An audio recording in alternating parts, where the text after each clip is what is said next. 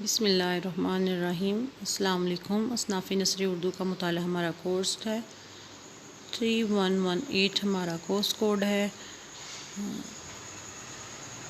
اصناف نثری اردو کے مطالعہ کے تحت ہم نے مڈ کے سلیبس میں 4 موضوع جو ہیں وہ شامل کیے تھے: داستان، ناول، افسانہ اور ڈرامہ۔ داستان پر پہلے تفصیل سے بات ہو چکی ہے، ناول پر بھی ہم آخری لیکچر دیکھ چکے ہیں۔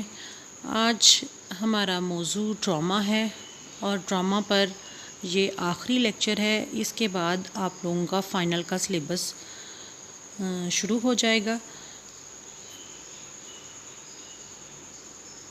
آج ہم اس ٹاپک کو وائنڈ اپ کرنے کے لیے مندرجہ ذیل انداز میں بحث کریں گے۔ ڈرامہ کی جامع انداز میں وضاحت ہوگی۔ ڈرامہ کے لغوی اور اصطلاحی تعریف بیان کرتے ہوئے ڈرامہ کے اجزاء کو تفصیل کے ساتھ بیان کیا جائے گا۔ ڈرامہ کی اقسام کا جائزہ لیا جائے گا۔ مشہور ڈراموں سے بھی آپ کو متعارف کروانے کی کوشش کروں گی، نیز ڈرامہ اور ناول میں فرق کی بھی وضاحت کی جائے گی۔ ڈرامہ کیا ہے؟ ڈرامہ ایک ایسی کہانی ہے جو اداکاروں کے ذریعے ناظرین کے سامنے اسٹیج پر پیش کی جاتی ہے۔ یوں اسٹیج پر پیش کیا جانا ایک ایسی خصوصیت ہے جو ڈرامے کو دیگر اصناف سے ممتاز کرتی ہے۔ ڈرامہ سے مراد وہ فن پارہ ہے جو زندگی کے کسی بھی پہلو پر مشتمل کہانی کو اسٹیج پر بیان کرے۔ ڈرامے کی کہانی ڈائیلاگ کی شکل میں اسٹیج پر حرکات و سکنات کے ساتھ پیش کی جاتی ہے۔ یہ اپنی وسعت اور پھیلاؤ کے لحاظ سے ایک متنوع اور ہمہ گیر صنف ہے۔ یہ جھیل کے شفاف پانی کی طرح ہے جس میں مظاہر فطرت اپنا عکس دکھاتے ہیں۔ ڈرامے کی اہمیت کے بارے میں ہے، اس کا ماخذ یونانی زبان کا لفظ ڈراؤ ہے جس کے مطلب کر کے دکھانا ہے۔ اس کا بنیادی رشتہ حرکت اور گویائی سے ہے۔ ڈرامہ کی بنیاد نقالی پر ہوتی ہے۔ ڈرامہ عمل اور الفاظ کے مجموعے کا نام ہے۔ زندگی کی نقالی کرداروں کے ذریعے کی جاتی ہے۔ ڈرامہ زندگی کی نقل، رسم و رواج کا آئینہ اور سچائی کا عکس ہے۔ الغرض ڈرامہ کو زندگی کا عکس بھی کہا جاتا ہے یا کہا جا سکتا ہے۔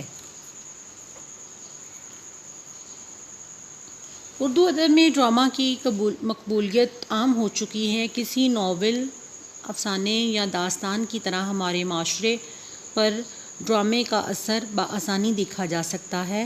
ڈرامے کا تعلق پرفارمنگ آرٹ سے ہے اور یہ کسی معاشرے کی اقدار کا آئینہ ہوتا ہے۔ موضوع کے اعتبار سے ڈرامہ ناول اور افسانے سے مختلف نہیں، لیکن اس فن کے اظہار اور سلیقہ اور قرینہ کچھ الگ قسم کے معیارات کا متقاضی ہوتا ہے۔ یہی شے اسے دوسرے تخلیقی ادب میں انفرادیت عطا کرتی ہے۔ قصے کے لحاظ سے یہ داستان ناول اور افسانے سے مماثل ہے۔ دنیا کے تقریباً ہر قدیم ادب میں ڈرامے کی کوئی نہ کوئی صورت موجود ہے۔ یہ کہنا غلط نہ ہوگا کہ ڈرامہ اتنا ہی قدیم ہے جتنا خود انسان۔ نقالی کرنا انسان کی فطرت میں شامل ہے، سو اپنے تجربات کو بیان کرنے کا شوق ڈرامے کے وجود کا سبب بنا۔ قدیم مصر میں ڈرامہ ایک مذہبی صورت میں موجود تھا۔ پرانے چین کے عہد میں اسے تمثیلی انداز میں رچایا جاتا تھا۔ یونانی تہذیب میں یہ دیوتا اور دیوتاؤں کے احترام اور رقص و سرود کی شکل میں نظر آتا ہے۔ ہندی تمدن کے حوالے سے ہونے والی تحقیق اس بات کی گواہ ہے کہ بت پرستی کے سبب یہاں ڈرامے کا آغاز قدیم یونان سے بھی پہلے ہو چکا تھا۔ ہندوستان میں ڈرامے کی روایت کا آغاز بھی اسی دوران ہوا۔ ہندوستان میں اردو ڈرامے کی ابتدا کس عہد میں ہوئی، اس سلسلے میں مختلف تصورات موجود ہیں۔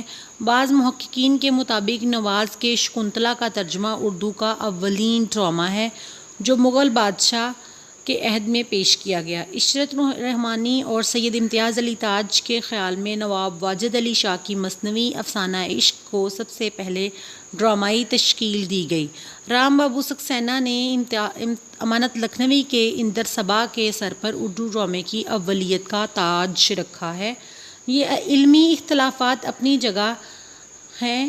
اردو ڈرامے کی شناخت رقص و سرود کی رام لیلاؤں، سوانگوں اور نوٹنکیوں اور پتلی تماشوں سے ہی بنتی ہے۔ مسلمانوں کے یہاں ڈرامہ ایک بے حیثیت صنف تھا۔ جب تک وہ سیاسی سماجی لحاظ سے مضبوط رہے، اس کی طرف توجہ نہ دے پائے، اور جب اس کی طرف متوجہ ہوئے، عیش و عشرت اور سماجی بدحالی جیسے امراض میں مبتلا ہو گئے۔ ڈاکٹر اے بی اشرف اس حوالے سے کہتے ہیں کہ اردو ڈرامے کا سب سے بڑا المیہ یہ ہے کہ اس نے اس وقت آنکھ کھولی جب ملکی معاشرہ انحطاط پذیری کی آخری حدوں کو چھو رہا تھا، بلکہ یہ زوال اور انحطاط ہی اردو ڈرامے کی بنیاد بنا۔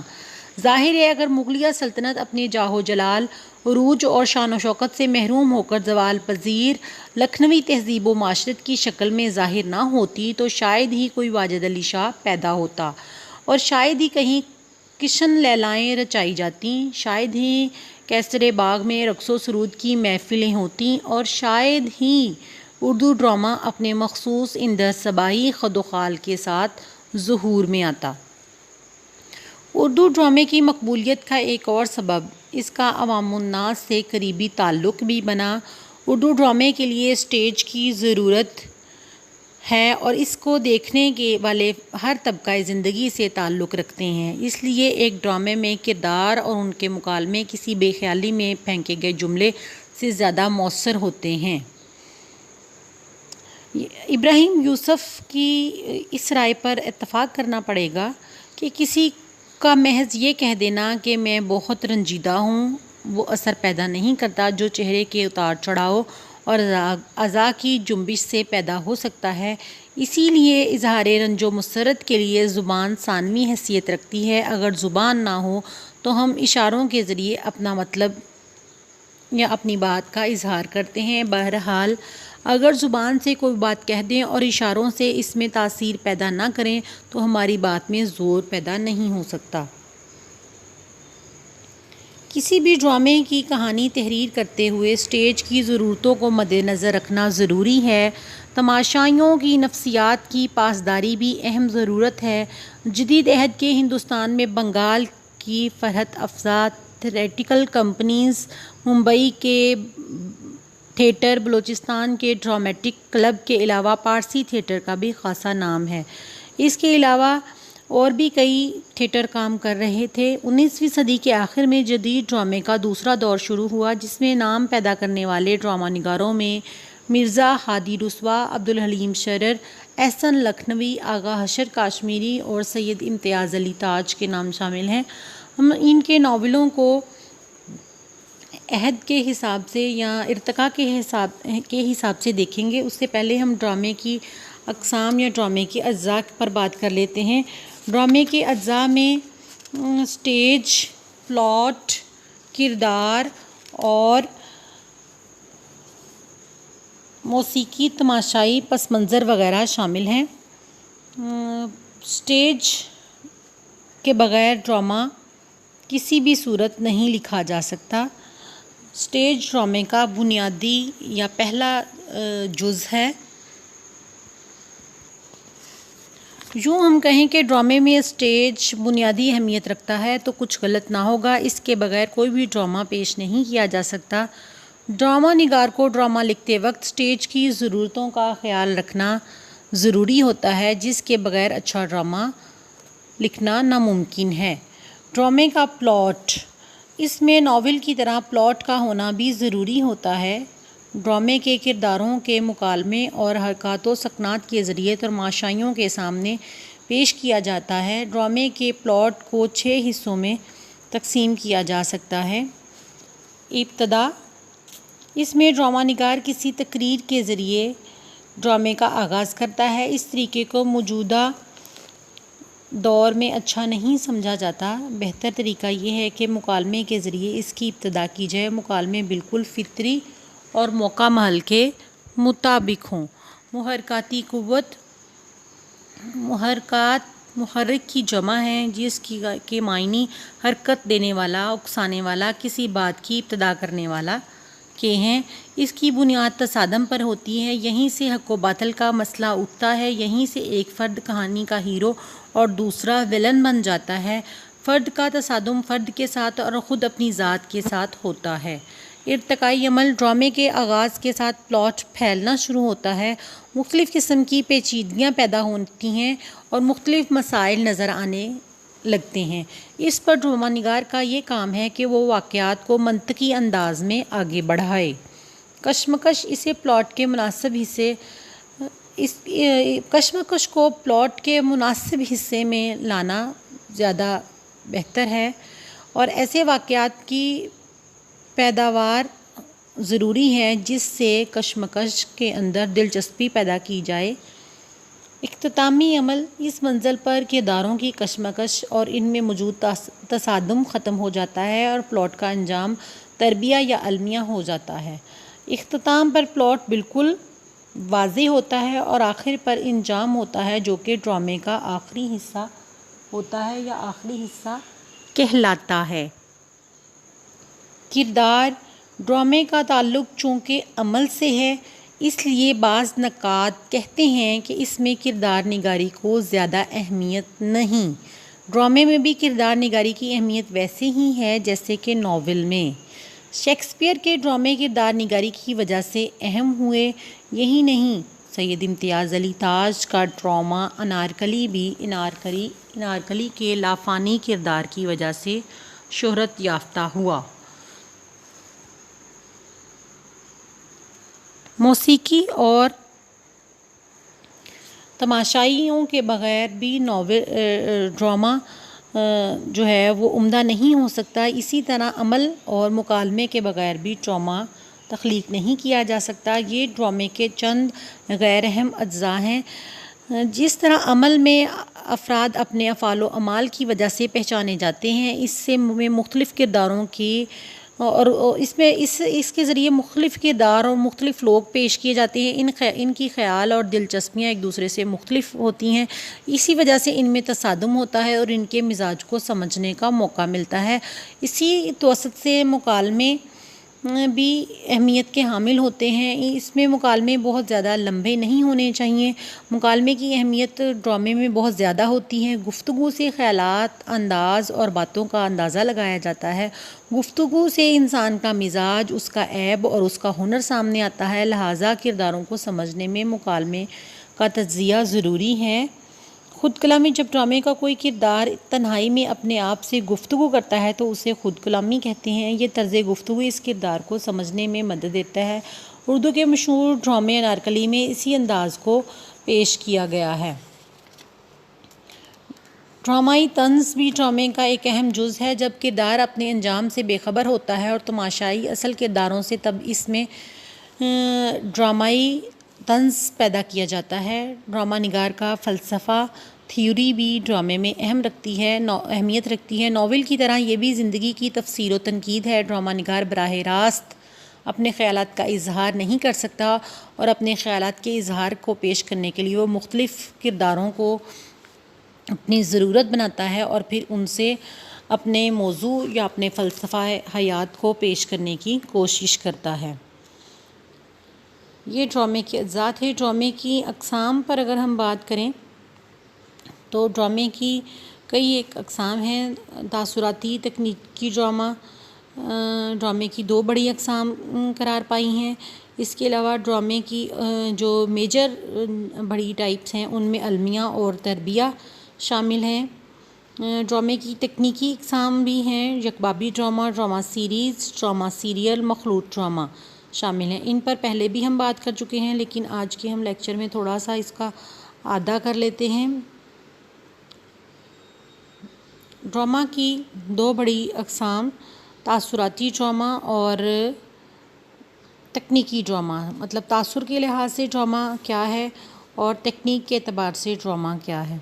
تاثر کے لحاظ سے اگر ہم دیکھیں تو المیہ ڈرامہ بھی اسی ذیل میں آتا ہے۔ میلو ڈرامہ، تربیہ ڈرامہ، رومانوی ڈرامہ، ٹریجڈی ڈار، بہروپ، سوانگ، فارس، اوپیرا، کتابی ڈرامہ، ریڈیوئی ڈرامہ، ٹیلی ویژن ڈرامہ اور فلم وغیرہ۔ تاثراتی اور ٹیکنیک کے لحاظ سے ڈرامے کی یہ ٹائپ ہیں۔ فنی لحاظ سے ڈرامے کی اقسام میں فن کو اہمیت دی جاتی ہے۔ اس میں صحبابی ڈرامہ بہت مشہور ہے۔ اس قسم کے ڈرامے میں کہانی 5 یا 3 حصوں میں مکمل کی جاتی ہے۔ ہر حصے کے بعد تھوڑی دیر کا وقفہ ہوتا ہے، لیکن کہانی کو اس طرح چلایا جاتا ہے کہ اس میں تسلسل قائم رہ سکے۔ یکبابی ڈرامہ بھی فنی ڈرامے کی ایک قسم ہے۔ اس میں تھوڑے مواد سے زیادہ تاثر قائم کرنے کی کوشش کی جاتی ہے۔ یہ فنی ڈرامہ کی ایک اہم قسم ہے۔ اس میں ایک ہی باب میں سارا ڈرامہ ختم کر دیا جاتا ہے۔ عموماً ایسا ڈرامہ مختصر ہوتا ہے۔ دور حاضر میں زندگی کی مصروفیت بڑھ گئی ہیں، اس لیے اس ڈرامے کی اہمیت زیادہ ہو گئی ہے۔ تاثر کے اعتبار سے جو ڈرامہ ہے ان میں المیہ ڈرامہ ایسا ڈرامہ ہے جس میں حزن و ملال کو موضوع بنایا جاتا ہے۔ المیہ ڈرامہ میں کسی سنجیدہ موضوع پر بات کی جاتی ہے، ہیرو عظمت کا حامل ہوتا ہے، واقعات کو ترتیب میں پوری دیانتداری سے کام لیا جاتا ہے۔ المیہ کی بنیادی جذبات رحم اور خوف کے ہوتے ہیں۔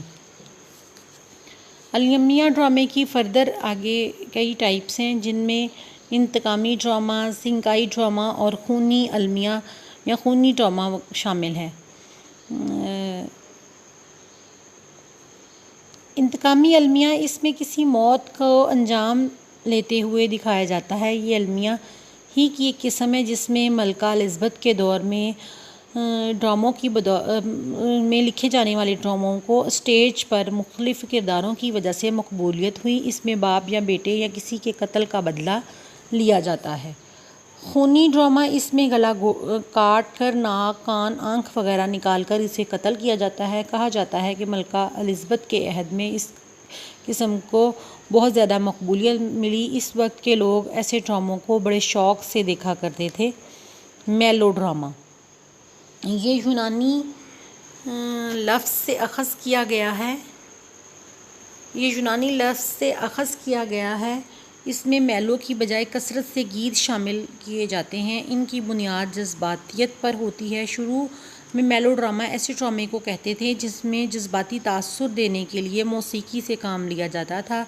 19ویں صدی کے آغاز میں موسیقی میلو ڈرامے کا لازمی جزو بن گئی اور اسی وجہ سے اس میں پھر گانے بھی شامل کیے جانے لگے اور سازوں کی موسیقی سے بھی کام لیا جانے لگا۔ حقیقت یہ ہے کہ میلو ڈرامہ کسی بھی تربیہ المیہ ڈراموں سے کم نہیں ہے۔ یہ دونوں ہی ترجمان حیات ہیں۔ بعض اوقات ان دونوں میں اتنی مماثلت ہو جاتی ہے کہ ان میں امتیاز مشکل ہو جاتا ہے۔ ڈرامے کی تاثراتی ٹائپ میں 2 بڑی ٹائپ ہیں، المیہ اور تربیہ۔ تربیہ اس کا مجموعی اثر پرمسرت اور طرب انگیز ہوتا ہے۔ اس کا انجام نشاط انگیز اور مسرت افزا ہوتا ہے اور اس کا آغاز خواہ کسی قسم کا بھی ہو، اس کا انجام فرحت انگیز ہی ہوتا ہے۔ طنزیہ اور مزاحیہ ڈراموں کو بھی ہم کامیڈی میں شامل کر سکتے ہیں جو کہ تربیہ کے زمرے میں آئیں گے۔ اس میں ہلکے پھلکے مسائل کو موضوع بنایا جاتا ہے، لیکن کبھی کبھار جنگ، محبت جیسے موضوع بھی اس میں شامل کیے جاتے ہیں۔ اس کو ہنستے کھیلتے انجام تک پہنچایا جاتا ہے۔ تربیہ لکھنے والے کے لیے ضروری ہے کہ دیکھنے والوں کو ہنسی کے ساتھ ساتھ ایک کہانی بھی ملے جو کہ دلچسپ ہونے کے ساتھ ساتھ حیرت انگیز بھی ہو اور دیکھنے والا بوریت بھی محسوس نہ کرے۔ تربیہ ڈرامے کے لیے درج ذیل خصوصیت کا ہونا ضروری ہے۔ تربیہ اپنے موضوع کو ہلکے پھلکے انداز میں پیش کریں۔ اس کا مزاح فکر انگیز ہو۔ اس میں صورتحال کے مطابق کرداروں سے کام لیا جائے۔ اس میں مزاح کی صورت کرداروں کے حوالے سے پیش کیا جائے۔ تربیہ زندگی کا ترجمان ہو۔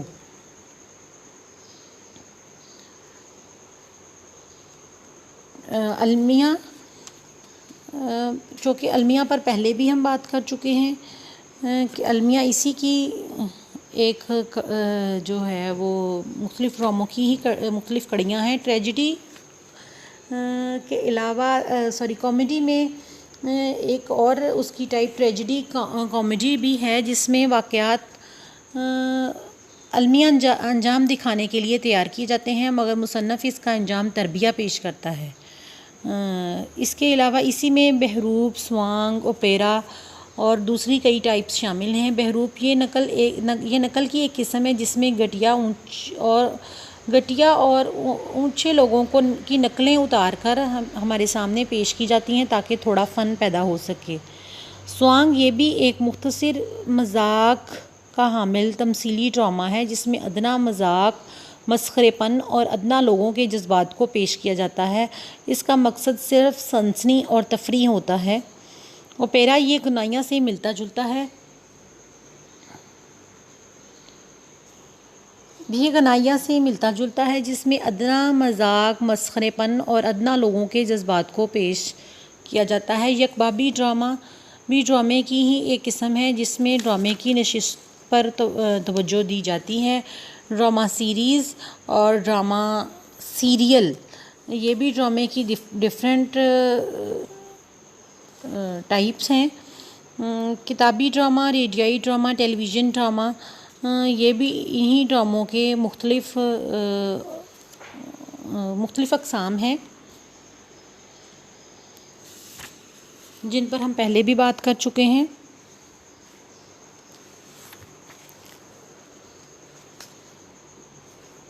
مجموعی طور پر ڈرامہ کرداروں کی مدد سے اسٹیج پر عمل کرنے کا نام ہے۔ قیام پاکستان کے بعد ڈرامے کی صنف میں دلچسپی بڑھی، لیکن پہلے ریڈیو اور پھر ٹیلی ویژن کی ایجاد نے تھیٹر کی مقبولیت کو دھندلا دیا۔ پچھلی چند صدیوں میں ڈرامہ تیزی سے ترقی کر رہا ہے۔ اس دوران ٹی وی پر بہت سے ڈرامے پیش کیے جا چکے ہیں۔ شاید ہی ایسا کوئی موضوع ہو جس پر ٹی وی ڈرامہ پیش نہ کیا گیا ہو۔ اس دوران جو ڈرامہ نگار سامنے آئے ہیں ان میں مرزا ادیب، اشفاق احمد، حسینہ معین، فاطمہ سریہ بجیا، امجد اسلام امجد، کمال احمد رضوی، عطاء الحق Qasmi, mono by, Asghar Nadeem Syed, doctor Anwar Sajjad, Yunus Javed, Yunus but اور نور الہدیٰ شاہ اہم ہیں۔ یہ ڈرامے کی ایک تاریخ پر ہم نے سرسری سی نظر ڈالی ہے۔